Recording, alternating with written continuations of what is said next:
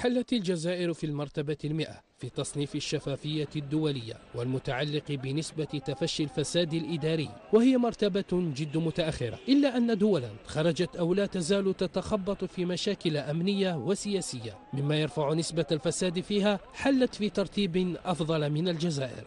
صح، يعني صنفوا هكذا لأنه عندما يمشي البلد، عندما يتكلم مع أهل البلد، يتكلم بأروقة أخرى. احنا نرى ناس يأتون إلى الجزائر ثم يذهبون إلى المغرب، يأتون إلى الجزائر ثم يذهبون إلى مصر.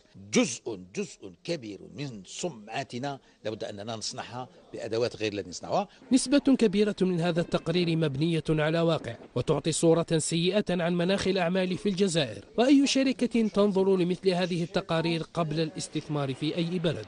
والاختلالات الاقتصادية وصلت إلى أوجها بما فيها هذه الازدواجية التي يتكلم عليها، ومن وراء ازدواجية اقتصادية ومن وراء ازدواج اقتصاد بازار.